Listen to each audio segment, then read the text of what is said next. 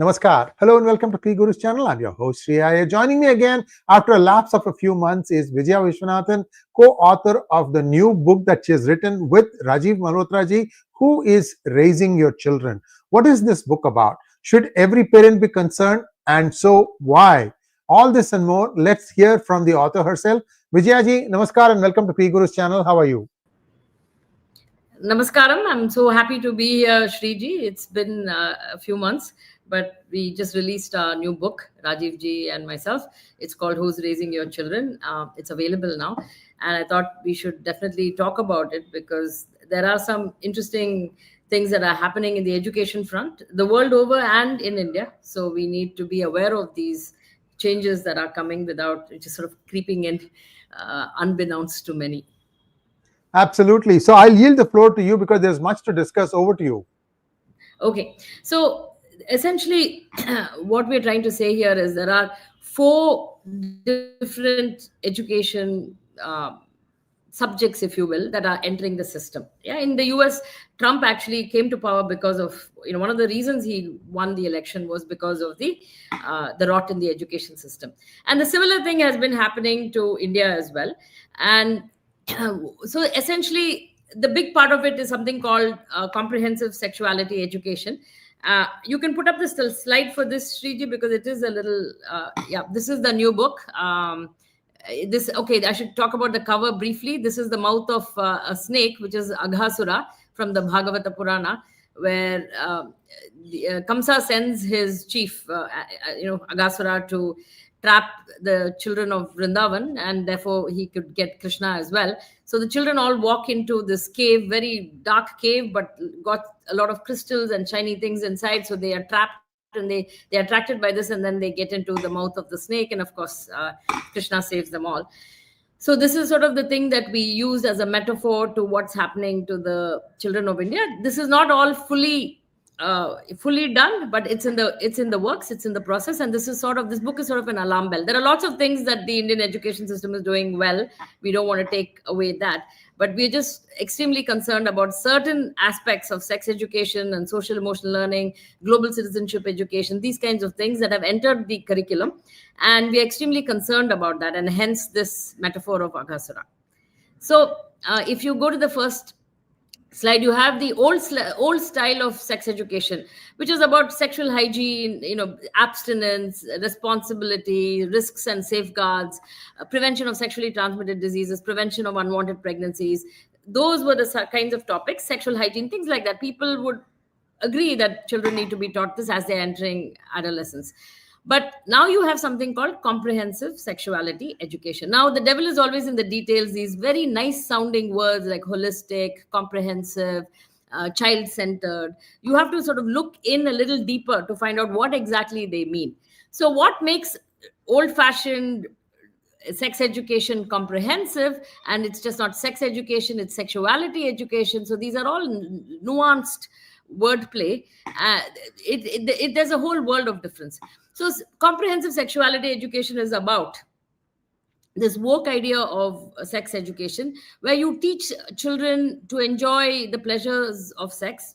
We're not against enjoyment of pleasures, but to actually go seek them. So go seek your desires, go after erotic sexual experiences, and don't worry too much about the risks of these behaviors, because we have solutions. So they talk like, okay, this will prevent sexual activity and minimize risk and all of that. But in fact, they teach children to focus on treatments for sexually transmitted diseases rather than the prevention of it, right? There's a big focus on teaching children how to masturbate and other sexual practices. For example, if you want to teach a child that it's not good to be pregnant as an adolescent and avoid pregnancies, one would think that the sex education would tell them abstain from sexual activity because you'll get pregnant. But that's not how these people approach it. They say that you go seek your desires, go after them, fulfill them, and don't worry. And just in case you get pregnant, we have fixes for you. right? And even before you get pregnant, they say, okay, don't go through the conventional intercourse, but you can try other forms of sexual practices, which will give you the same amount of pleasure or more pleasure. So it's a very pleasure focused sex education, teaching children to have like anal sex so you won't get pregnant, things like that. Yeah. And these are standards. When I say who are these people, these are essentially world standards that's coming from the United Nations, WHO, the UNESCO. So these are big organizations that we look up to with so much reverence, right? They are like world standard organizations. They're setting standards for education throughout the world. But this is essentially what they're doing. They also want to encourage and normalize LGBTQ lifestyle.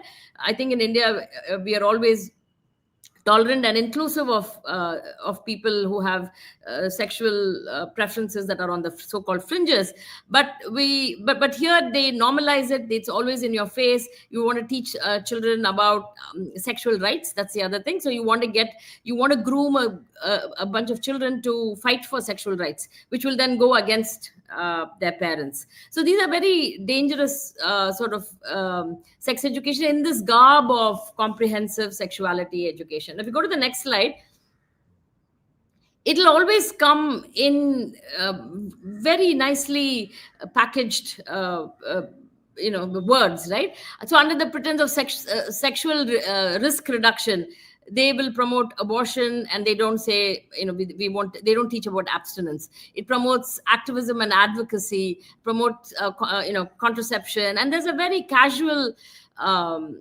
approach to abortions even. That, don't worry, we can handle abortions. And then they also always talk about this research-based, evidence-based education. And if you look at some of the research and the evidence, they're all sort of circular. We have one whole chapter on 𝗤𝗚𝗏, which comes up, which is this organization with a very dubious past, and they come up with this the standards of care for gender dysphoria, and they've come into India as well now.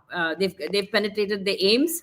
All India Institute of Medical Sciences. And in fact, there have been 𝗤𝗏𝗏 files, people showing how they have falsified data. It's essentially an organization that is very political, far left, and how they've made their way into mainstream. But they've come into India as well. So under this pretext of evidence-based, research-based, so they all refer to each other's work.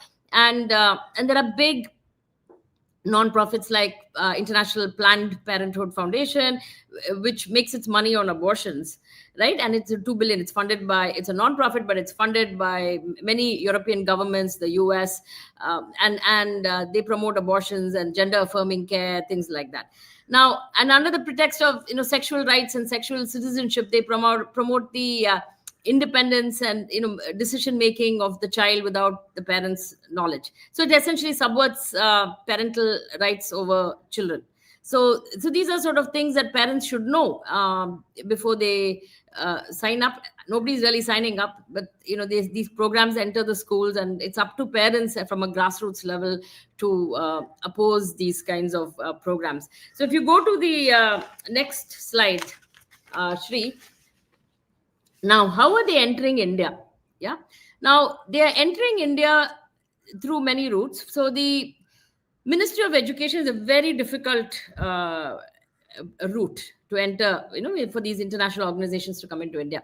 Because the Ministry of Education, they have found, in fact, there was a pilot project for the past 14 years in Jharkhand, where the Jharkhand state government has totally sold out to these NGOs. And they have found, they've done a lot of research, and they found that there's resistance from parents and teachers. Some of the teachers don't want to teach about masturbation, things like that, to the tribals, While all along, the literacy and numeracy is like plummeting, right? But we are introducing sex education. Now, some of the state governments, in 2009-10, they saw this UDAN program in Jharkhand. They said no. Gujarat said no. Rajasthan said no. All of that. But unfortunately, there is this SDGs 2030, which is the Sustainable Development Goals of the United Nations. All the nations have signed up to this SDG 2030, that they will achieve certain goals by 2030. Now, under the umbrella of sustainability, you have everything under the sun. You have human rights, social justice, sex education, women's rights, everything. And all of them are based on woke ideas. But the SDG, the United Nations clearly says these SDGs should be achieved based on should be culturally sensitive, and also your local laws should accommodate them, and or you go by your local laws, whatever they are. So China, we compare China and India as well, and China very nicely changes a bunch of laws. They bring in a bunch of regulations as far as education and sex education is concerned. So they are not going by the United Nations standards. They're establishing their own standards, which are more like the old-fashioned sex ed, and the UN is very disappointed, but they can't do much. Whereas India is like wholesale taken on this UNESCO, WHO version of comprehensive sexuality education. Now, so anyway, so the Ministry of Education is a tough sell, because there are parents and there are teachers, and it's very hard to bring it in. Now, the other two parts are this Ministry of Health and Family Welfare. So the CSE has entered something called the 𝗥𝗘𝗙𝗘𝗥𝗘𝗏 program, which is a Ministry of Health program, which is called 𝗟𝗜𝗡𝗙𝗏 𝗢𝗂𝗏. And this is a program which is essentially gives NGOs a free hand to do whatever they want in this program. So the 𝗥𝗘𝗙𝗘𝗏 program essentially is supposed to, and it does a lot of good things. I'm not going to throw the baby with the bathwater. It dispenses sanitary pads for girls in rural areas, and so there are some good things there. Now, like I said, the book focuses on the troubling issues. Now, the 𝗥𝗘𝗙𝗘𝗏 program says that there should be these adolescent clinics all over India, which is again not a bad thing in and of itself. But over here, they have something called youth peer educators to teach other youth in the villages and in rural areas about sexuality. Right now, peer education is very powerful, and these peer educators are trained by the NGOs, right, based on these UNESCO standards, things like that. Now, these so the 𝗥𝗘𝗙𝗘𝗏 has adolescent clinics, they have peer educators, and they also have they have something called Sneh AI, which is a robot that is funded by the UNFPA. So if you don't want to ask your parents about it, you can just talk to this robot and get sexual gyan on what is okay and what is not okay. And then they also have so they also have something called wellness ambassadors, which is through the Ayushman Bharat program. So every school in India, it has to have 2 comprehensive sexuality education teachers through the Ayushman Bharat program. Again, it doesn't come through the Education Ministry, it comes to the Health Ministry. Now, so these 2 people in every school, now it's paid by public funds, and they are trained by people like Tata's Foundation, and all the NGOs come in and train. So your literacy and numeracy is plummeting, whereas you have time for this kind of sex education. You have 2 wellness ambassadors in each government school, and so this kind of focus on CSE is clearly some pressure from outside. And of course, you have public-private partnerships, which comes up. Now, I'm just going to show you just over here, just sort of how much it's infiltrating. Although the entire program is not there, the content is not fully there like how you have in UNESCO, what UNESCO would like, but the infrastructure is being laid so that once they get in and all the students are signed up, then they can switch the curriculum easily. That's what they do all over.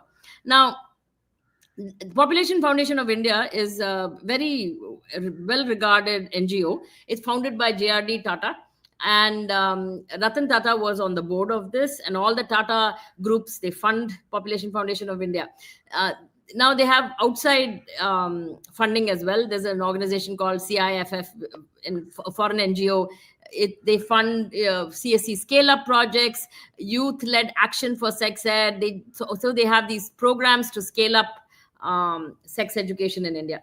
Now, Population Foundation of India, they do the training of these Ayushman Bharat, these ambassadors, right, in each school. They do the training of all of this for the government for free, right? And now HCL is the other culprit here, HCL Foundation. They have a huge platform, and they call it 𝗟𝗡, meaning adolescent reproductive and sexual health, something like that, right?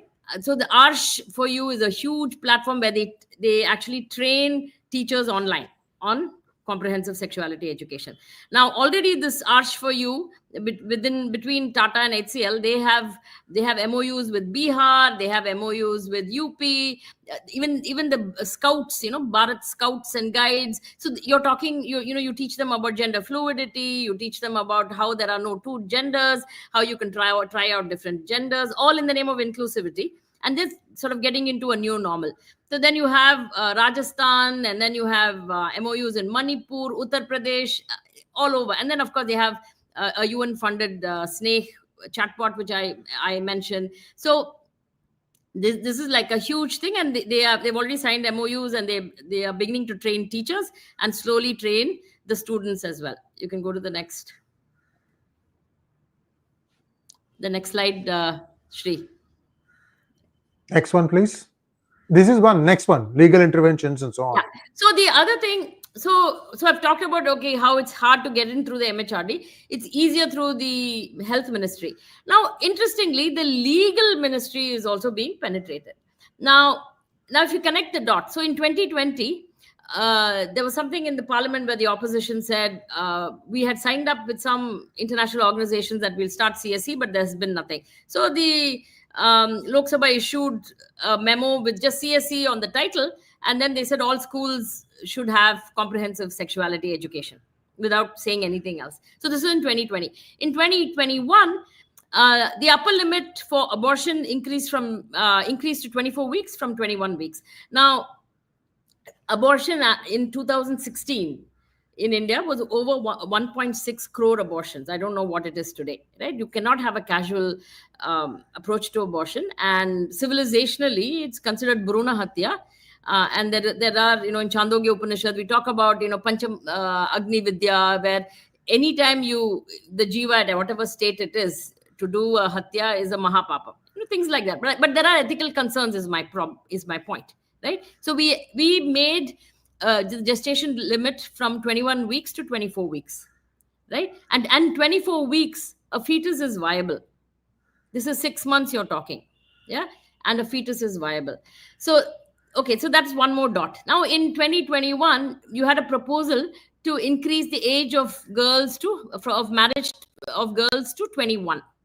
Now, the Niti Ayog proposed this, and everybody sort of accepted, saying women's empowerment and adolescent health and all of that, right? That was the reason. Now, how did they come up with this? The Niti Ayog asked a bunch of 22-year-old youngsters, do you think we should increase the age from 18 to 21? And they said, of course. So that was the reason they recommended this. Yeah, and it went through. Now, interesting to note that this applies only to Hindu girls, because Muslim girls are allowed to get married at 15. Yeah. So on one side, we are sexualizing our children. Again, since RTE, Right to Education Act, only applies to the Hindu schools and government schools, the Christian schools and the madrasas can easily say, we don't want any part of this. So you're sexualizing mainstream Hindu kids, and then you want to increase the marriage. So they're allowed to have sex, they're allowed to have abortions, but they should not get married till 21. So something's really wrong with this picture as to how we are re-engineering our society, right? So, in fact, in Jharkhand, the Hewlett-Packard Foundation is a donor for the Jharkhand project, where they had a 14-year study of implementing CSE, comprehensive sexuality education, and scaling it up. And that's sort of it's considered a very successful project, where they want to apply those same learnings in Africa and other impoverished places, Zimbabwe and Benin and places like that, Indonesia. Now, there they sort of say that everything went well, and some of the learnings is, the Catholic schools were a bit of a pain because they wouldn't allow the CSE to be taught in their schools. So as a remark, as a learning. So obviously, because of Right to Education Act, only Hindu students will be subject to these kinds of subjects. Yeah. So then in 2022, very interestingly, there was a big push. There was UNICEF is a partner of the MHRD, but UNICEF, along with an NGO in India, came up with this proposal to lower the age of consent for sexual activity to 16 years from 18 years. There's an act called the POXO Act. I think it's Prevention of Child Sexual whatever offenses, something like that. To protect, it's a very child-centered act to protect children. So, and a child is considered someone below the age of 18. So they wanted to change the POXO Act, and because the POXO Act says there cannot be a sexual activity below the age of 18.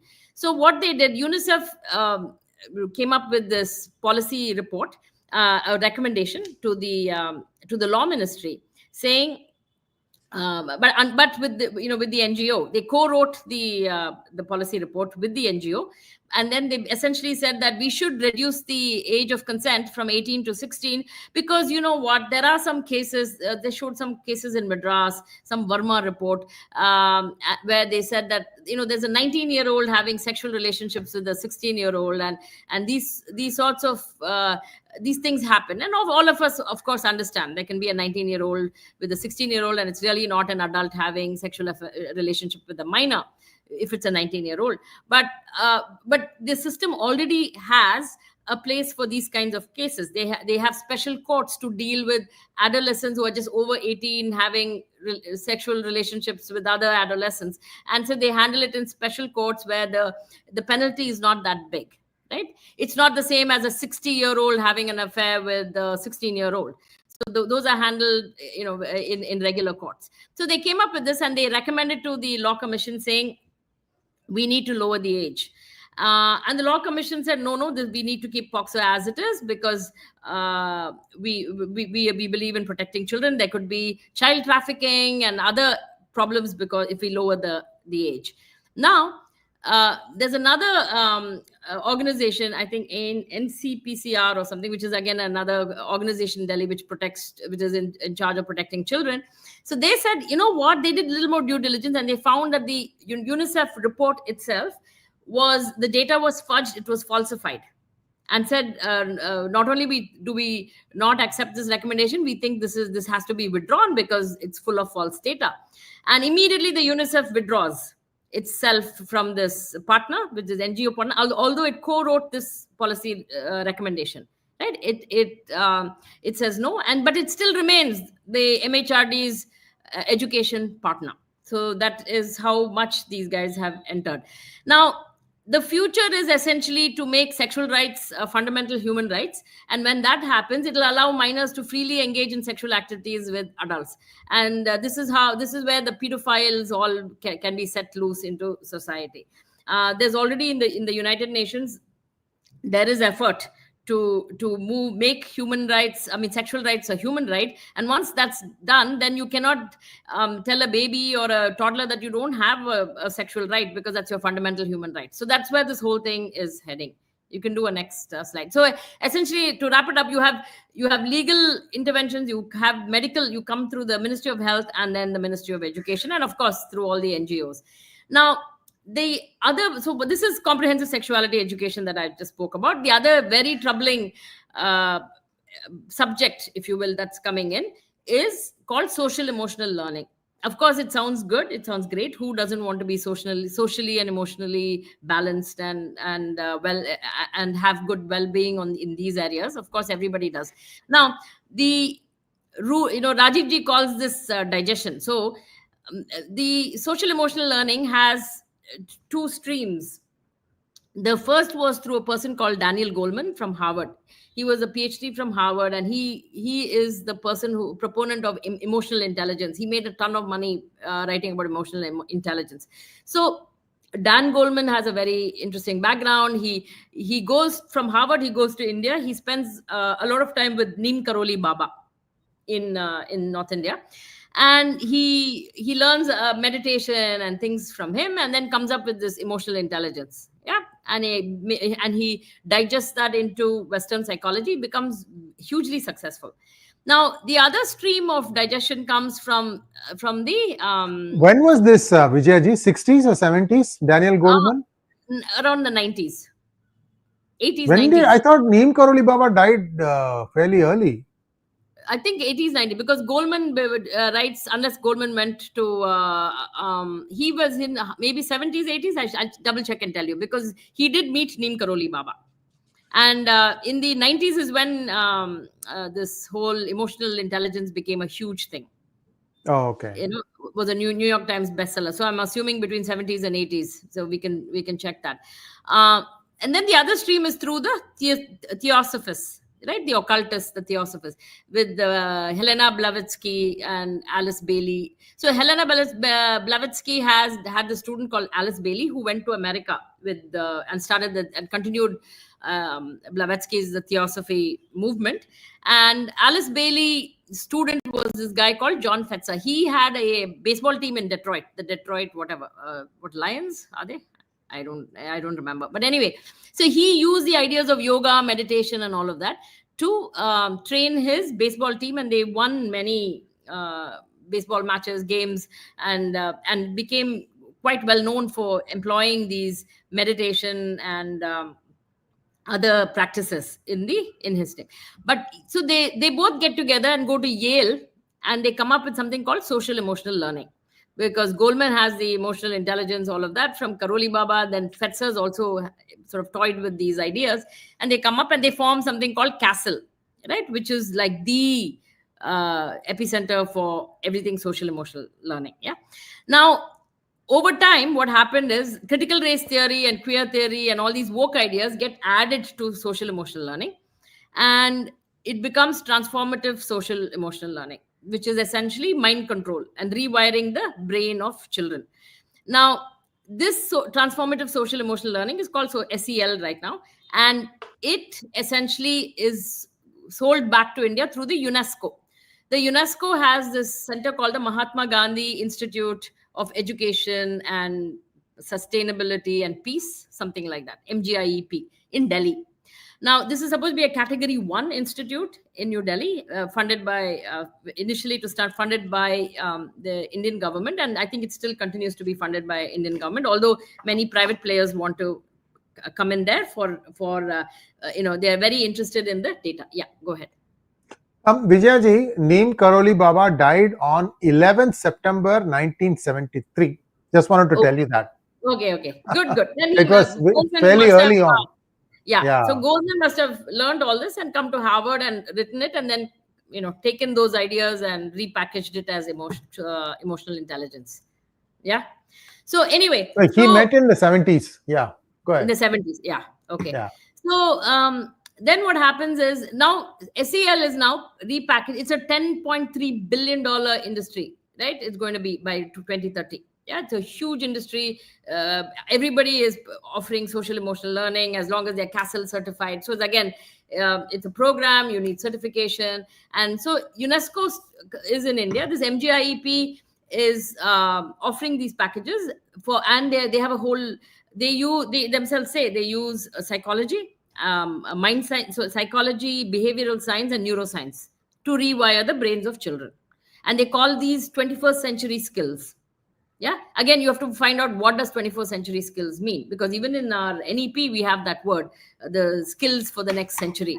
And so one must poke in and say, what are the skills required? You might think it's reading and math, but that's not what they're looking at. So, it's coming back to India, repackaged, like how yoga has been sold to us. So but unfortunately, social emotional learning is about mind control. So initially you will have some Om chanting and pranayama and meditation, and you might get carried away saying, what the hell is wrong with that? Right? So it does have some good parts like that, because if the child is anxious or something, they try to calm you down with these practices. But the ultimate goal, if you go to the next slide. Yeah. So there are two sides to, I know that the thing is really small, but I'll probably talk about the points on the slide. So there is indoctrination and there is monitoring, which are the two disturbing parts of social emotional learning. If it was just yoga, meditation, and mind sciences, we would not need social emotional learning from the UNESCO MGIEP. But since it's more than that, so there is this indoctrination of equity and social justice lens in all subjects. So they teach activism, allyship, they instill guilt. So very interestingly, the MGIP itself says what we do change behavior. They take two conflicting sustainable development goals. Yeah, because this is all a United Nations thing, right? So for example, a child could say, be told that you need to be compassionate and to everybody in the world because you're a global citizenship. So global citizenship education is also a big part. So since part of global citizenship education, you say we have to be our neighbors. Borders really don't mean much. You have to be compassionate to everybody because there could be floods in Bangladesh, and you have to provide for that and all of that, which is good. Then there is these national borders that you have to maintain, your own sovereign land, and you can't let anyone come in illegally. So there is migrant problem. So the child is given these two conflicting SDGs, where on one side you're told you're a citizen of your nation, and the other side you have to be compassionate, and the child doesn't know. They're not adults, they're little children. It starts from kindergarten, so they don't know, or they have to deal with world hunger while you're eating your lunch, right? So what happens in the child's mind is cognitive dissonance. So the UNESCO MGIEP, they say we purposely take two conflicting ideas, put it into the child's mind, and create a conflict which causes stress, and that stress is called cognitive dissonance.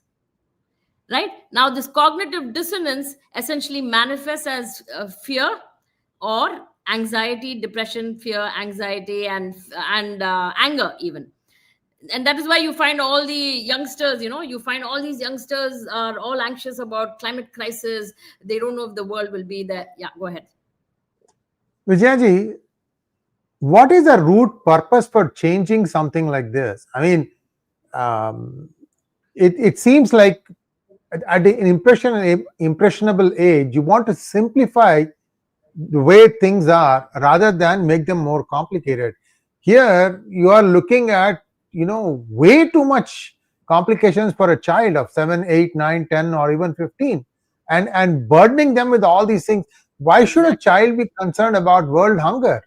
The child should be concerned more about what is the learning phase, right? What is wrong with the 𝗟𝗡𝗏𝗂𝗏 model? And before we go further, we have a lot of slides to cover. I am not sure we'll be able to do that in this slide, this hangout. We can do it as a second hangout. I just wanted to stop here and ask you a couple of questions, if you don't mind. Okay. India has come out with a new education policy now.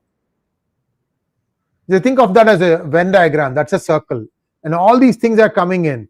Is there a lot of intersect, no intersect, or how do you see that? A lot of intersection. So the four main topics come into the system is the social emotional learning, comprehensive sexuality education, global citizenship education, where they teach children that migrant crisis is okay, you're a global citizen, all of that. China looks at it, teaches for the global citizenship education, they teach their children about the Belt and Road Initiative, they teach them about tariffs and World Trade Organization and how you bargain and the history of tariffs, things like that. Whereas India doesn't have a program. So if you look at the NEP, it has things like, in fact, the NEP does say that it has to be aligned with the SDGs 2030. It's something that we've all missed. It does have things like emotional and social and holistic. It has these words in there all over, although not in this. You can easily you can easily reinterpret the NEP to match the SDGs. So sometimes I wonder in my head if the NEP was in fact crafted keeping the SDGs in mind. I sometimes wonder. Now, when I relook at the NEP document, at least the first couple of pages, I do feel that, and there are some good parts to it, like, learning in native language and things like that. But equity comes into the NEP. Child-centered learning comes into NEP, and even child-centered learning is not as benign as it sounds. It means the teacher don't have direct instruction. You should get away from the old-fashioned direct instruction of children, and you should move to a more child-driven, loosey-goosey, soft approach to education, like how it is in America. No, at least in America, right? They are encouraged to ask why. Children, if you tell them a concept in physics or chemistry or whatever, right? The children are encouraged to ask why. Whereas in India, it has been rote system. I mean, there is a fundamental way of teaching itself that needs to be looked at. I'm just saying that, is this, way too much load on a young mind? So what is giving is, I mean, in fact, if you go down further to a few slides, you will see what's happening in America as well, and what is happening. Yeah, you can skip this, go down further. Yeah, further. So this is what's happening in America. Yeah, where bottom, when you see all the dotted lines at the bottom, are basically science scores, math scores, reading scores. This is in color, but I just got it in black and white, I guess. But this is in so the scores of science, math, and English and reading are all low, even though the government has been spending. This is all inflation adjusted, right? They're spending much more. The line that's the steepest and goes up is essentially the amount of spending on children, and yet math and science and reading scores are down. And if you go to the next slide, we see the same things happening. This is again minimum proficiency levels that the Niti Ayog is measuring, and you can see how our literacy and numeracy is also going down, because we all these new subjects are coming in, right? So what is giving, what is in, because we don't even have time in the day, if you ask any teacher, to have a 3 language formula. We don't have time to teach. And now we have global citizenship education, environmental education, comprehensive sexuality education, social emotional learning. All of this is coming in, and so that is the problem. We just don't have time, and now what has to give is literacy and numeracy. So essentially, I just wanted to finish up with the social emotional learning, because when you do social emotional learning, you are rewiring the mind to have a favorable disposition to these SDGs and these globalist idea of no borders and having a CRT, equity based mindset, things like that. Do away with meritocracy, get into human rights, social justice. So the social emotional learning, essentially, even American parents essentially said, we do not want social emotional learning because it makes activists out of children. So the idea of social emotional learning is to make a whole generation of children become social justice warriors. That's what it is for. But then you're also dumbing down society. Exactly. Because now with AI, so the globalists feel with AI, and you give everybody a universal basic income and put virtual reality goggles and just let them perish. And if they get into transgenderism, and if they don't reproduce, then we bring the population down, and that would be a humane way, I guess, to do away with the population of the world. So I guess that is where it's going. I mean, it sounds like a conspiracy theory, but if you connect the dots, that's what it's looking like. So then, here is a US. So again, the climate change is another thing. For example, we heard about USAID and the menace that they're creating, the mischief that they're doing. The US State Department is funding climate action podcast, right? So this is the environmental education that they get, right? I mean, the flavor. So in India, so what the US State Department does is it funds something called the Climate Action Podcast. So of course you would say, okay, so let somebody bring awareness about climate change and the environment, but to encourage India's commitment to fighting climate change. So that's the said purpose. But they cite example of successful US mission podcast that it wants India to emulate, including so some of the podcasts that they're funding is asking little children as young as 7 years old, what's a man and masculinity in India. So that's a topic, like a show that interviews Indian boys as young as 7 years old and men across the LGBTQ plus spectrum to discuss perceived issues with male-female binary. So clearly, this is not about climate change. So this is the kind of, so all these words, right? They have, they're very nicely packaged, and but you have to go in and see what exactly all these things mean. For example, holistic, one of the international organizations that's looking at Niti Ayog and India, they're saying, this is India's thing is not education, not holistic. And of course, you would say we want it to be holistic.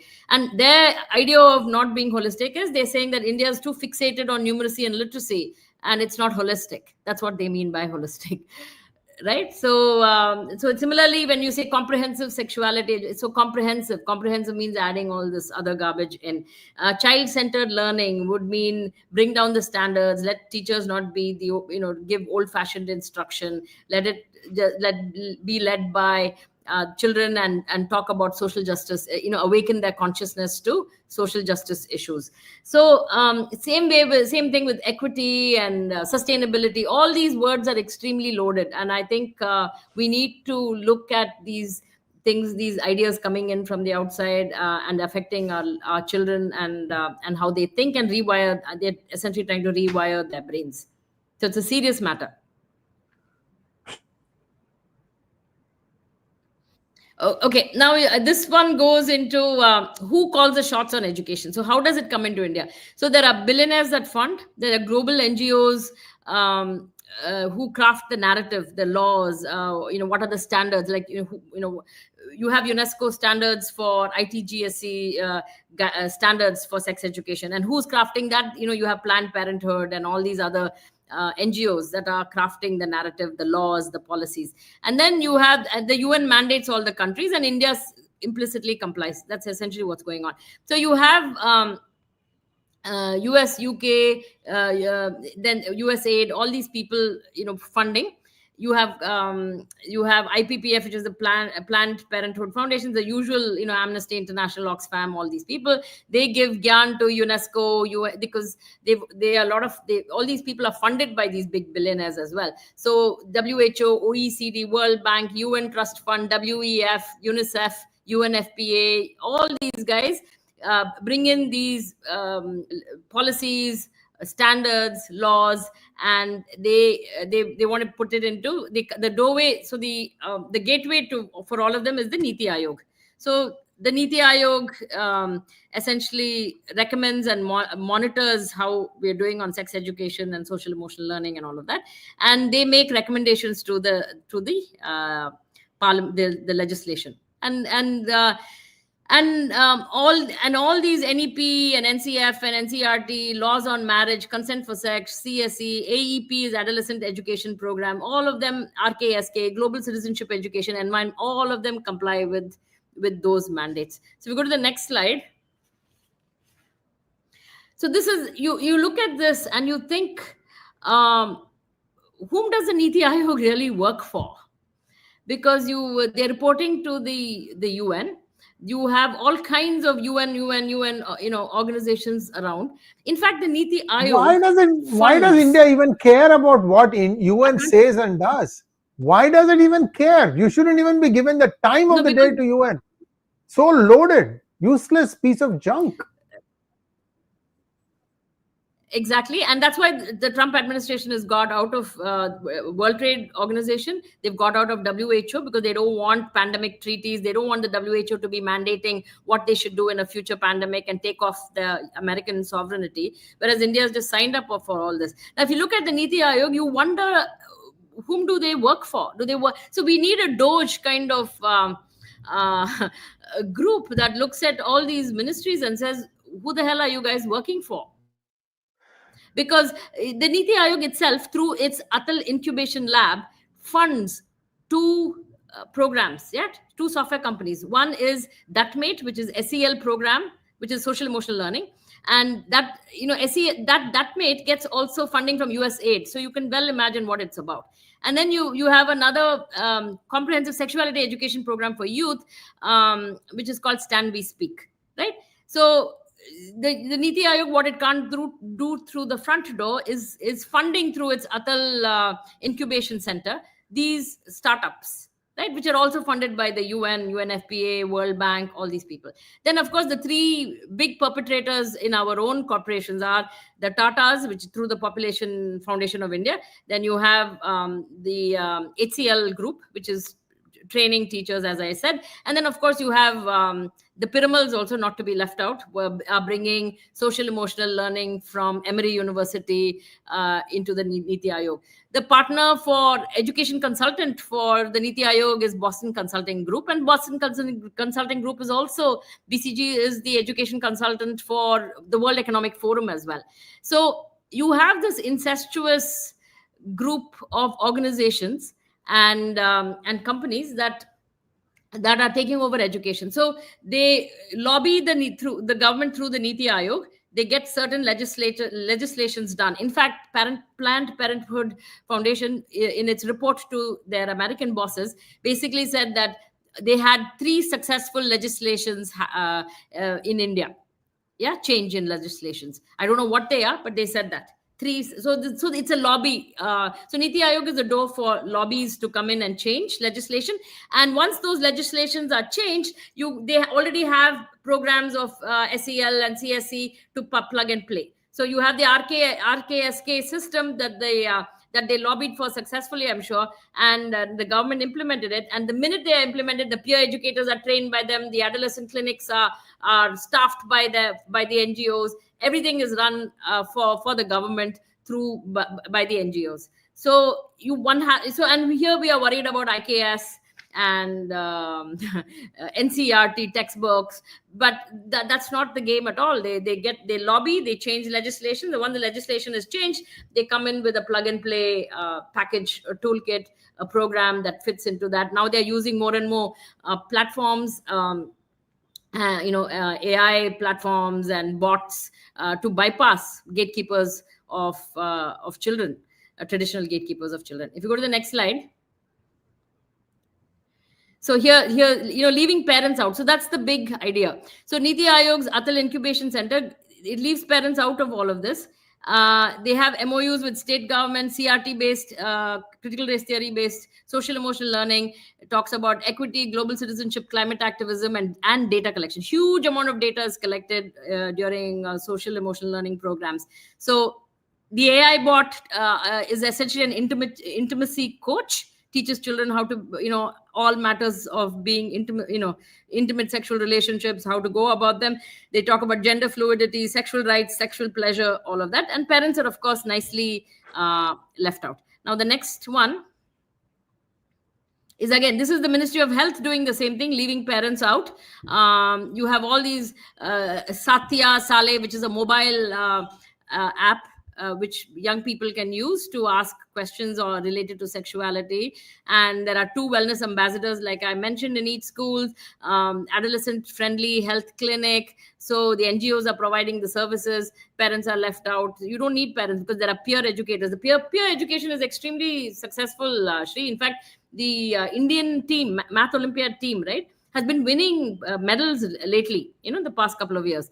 One of the IIT professors who was interviewed, they said, how come suddenly Indian math team is doing well? And he said, one of the things we've started doing is to get past Olympic stars and have them come and be a peer educator. And that has been tremendously impactful. So you have peer educators, for Math Olympiad, that's a good thing. Peer educators for sex education, I'm not so sure. So I leave it to you. There are fundamental problems with India's education system. And to bring in all this stuff, I think it's overwhelming the children. I'm speechless as to why. See, the Planning Commission essentially appears to have been replaced by Niti Ayog. I mean, you have just renamed it. That's all. I don't know. I'm kind of scared. I'm really scared. Vijayaji, I'm really scared. In 10-15 years, we are going to have I don't know what to say. See, people are not even able to do basic reading and writing, even up to 8th grade. And then you are telling them you need to do all these things. So there are some things that are base instincts, right? Those base instincts take over. For example, finding out your own sexuality. And it's also culturally, right, Sree, in the Indian culture, it's you just don't go after whatever desire. If you want to eat now, whatever, there is about Indriya Nigraha, how you don't go after instant gratification on certain things. There are these sort of values that people teach children. And this is bypassing everything and, in fact, pushing children to go after sexual desires, erotic sexual experiences.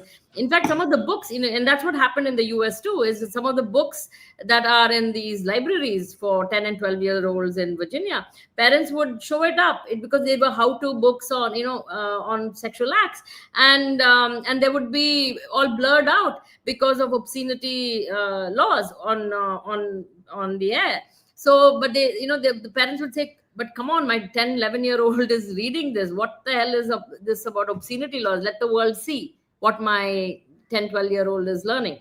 So this whole push to sexualize and to, then there's this whole effort to make transgenderism a normal thing. So the book has all these sort of, interventions that are coming in to change and rewire society of Indian children. And it comes at a time when the poor of India are so aspirational. Every auto driver or dhobi I meet, they say, oh, we're working 18 hours because we didn't get the education. We want our children to have an education, right? So that is the poor of India. They are all aspirational. They all want their children to do well. They're working 2 jobs to make this happen for this dream come true for their children. And what we're cheating them of just basic numeracy and literacy, and bringing in sex education, social emotional learning, collecting vast amounts of data on them, which is again, it's very scary, because this data can be used to manipulate them. It can be used to say that, for example, there's so much data collected before a problem, after a problem. So from K to 12, the entire emotional map of a child is that much data they have. So they can trigger for social emotional learning too. They can offer some triggers. They can tomorrow your health insurance can go up because of your eating habits that you've had. So it is a scary world that we live in, and I don't think we're doing justice to the hundreds of millions of poor people that want a chance at being successful. Let's hope that there is a silver lining here. Now that the Department of Education is almost going to be closed in the United States, in fact, it has ceased functioning.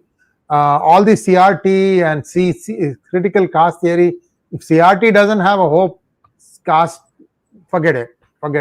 So, no, but I see that'll be good for the US, Sree. But right. But will my question to you was, would that reverberate and reach India also, so that there's a slowdown of all this nonsense, that it is limited only to the state of Jharkhand? I'll give you an example, right? See, we can't wait for some white knight to come and save us. I know. We should understand what is being planned here. We should understand what is being. I'll give you an example where, so this is a huge weapon. That's why the USAID uses this. USAID spent some $20 million to develop transgender comics in Peru, right? That was one of the examples that was given. USAID is going to get rolled over into the State Department now. Some of those, because these are very effective tools to topple governments and cause social disruptions in foreign countries. So it's a good tool for the US. So why would they dismantle it if they can use it? That's one thing. Second thing, China, interestingly, in the China Morning Post, so there's a drag queen story hour, which is, again, I don't know if your viewers know it. It is these men with a sexual fetish called autogynephilia, where they get a sexual arousal by dressing up with prosthetic breasts and skimpy women's clothing, high heels, and they get a sexual high. So it's sort of a sexual fetish, and it started. It's an adult thing. If it should not be brought in front of children. Now, drag queen story hours are becoming very popular in India now, in this big metros. Now in Bangalore, and they have these very sexually suggestive names. These drag queen story hour drag queens, they have like Monsoon Lush or Little Miss Hot Mess, names like that, very sexually suggestive, with 2 kindergartners. Now China says that India does not have a consistent comprehensive sexuality education program, and they should do more to bring in drag queen story hour to all of India, so that they are more inclusive, things like that. And whereas China itself doesn't do any of this. So China just does a propaganda saying India is very, inconsistent with sex ed. So this is a very powerful tool to break up a country. if you want to. And we just let everybody, all and sundry, come and do this. A civilization that doesn't respect its women is no civilization at all, according to me. And you know which civilization I am referring to here.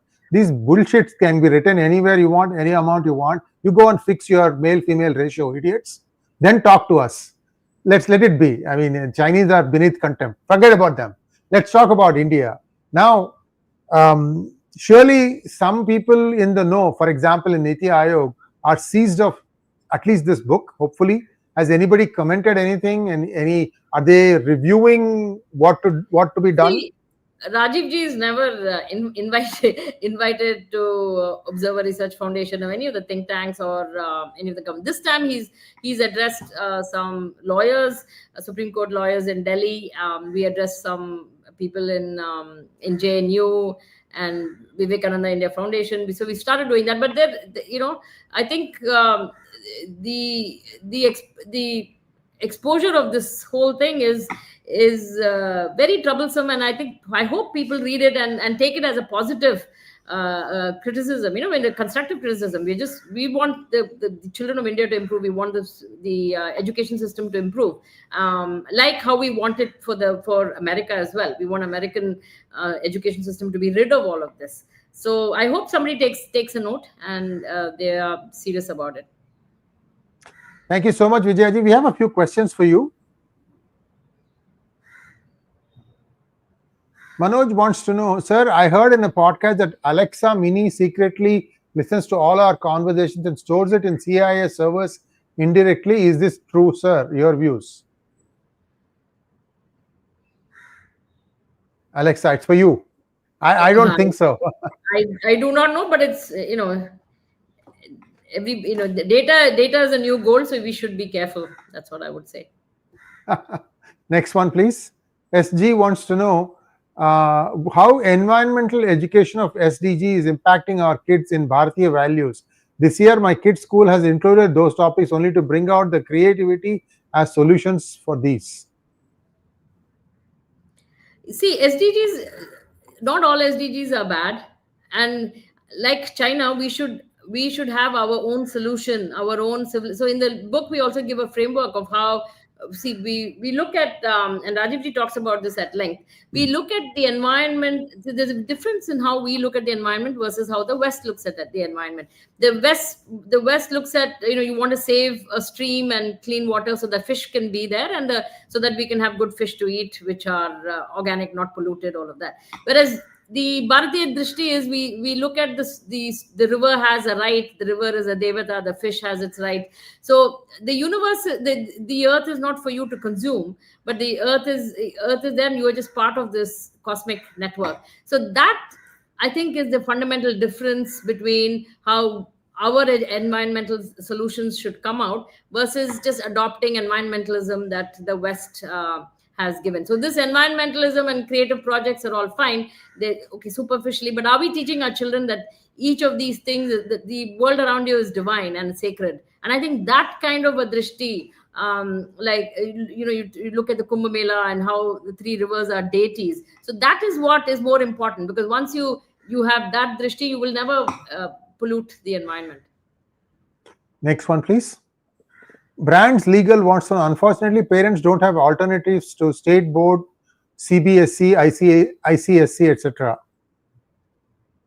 I think you do. I think you can definitely, home education doesn't take much these days. The amount, yes. You just need a bunch of parents to get together, and you can have a fantastic home education co-op.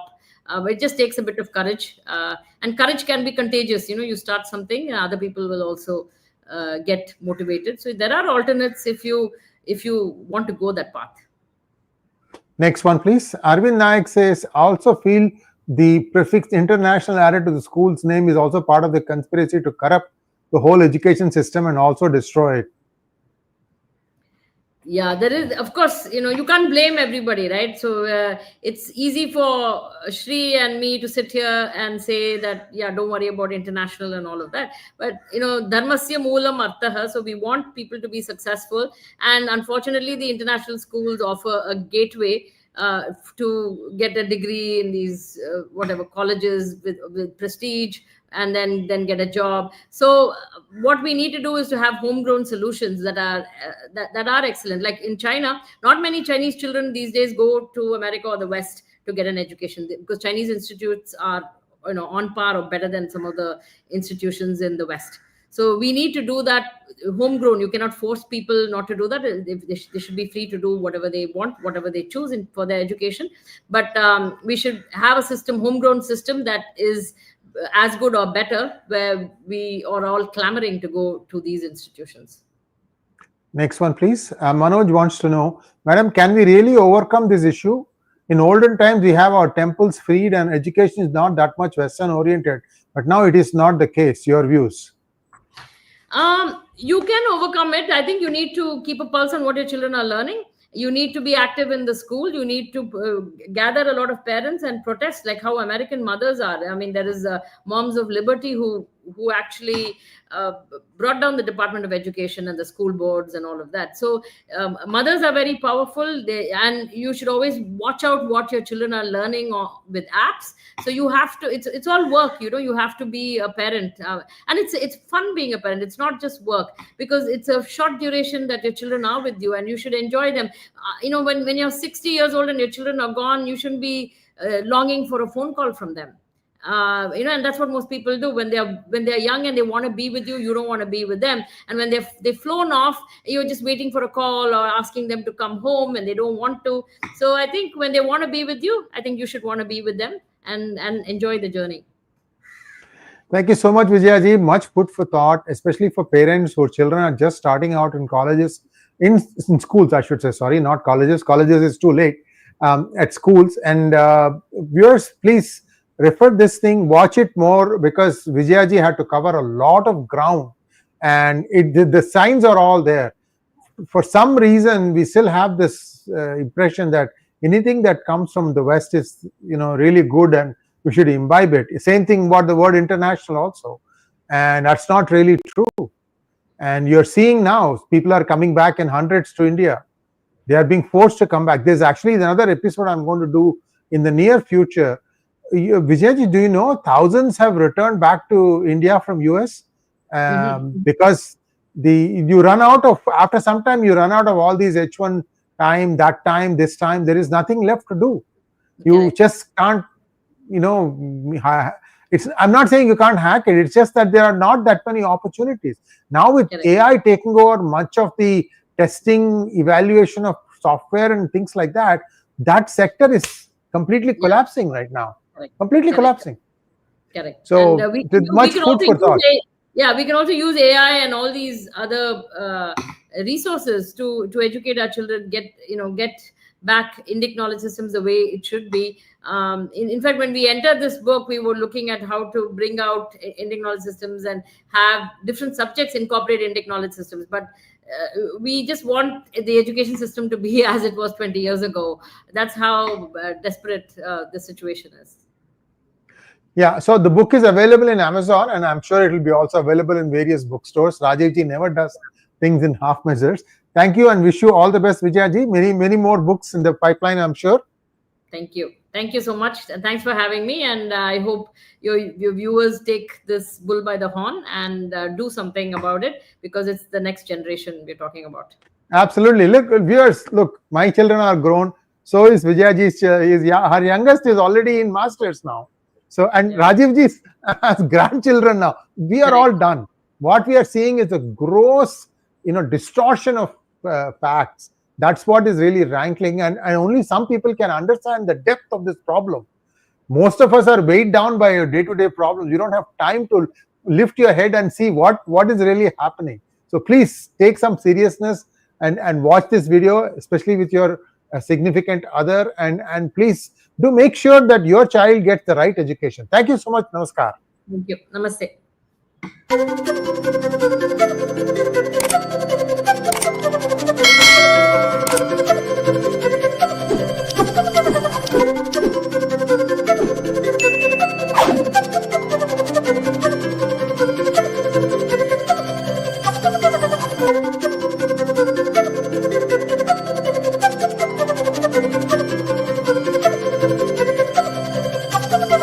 Thank you.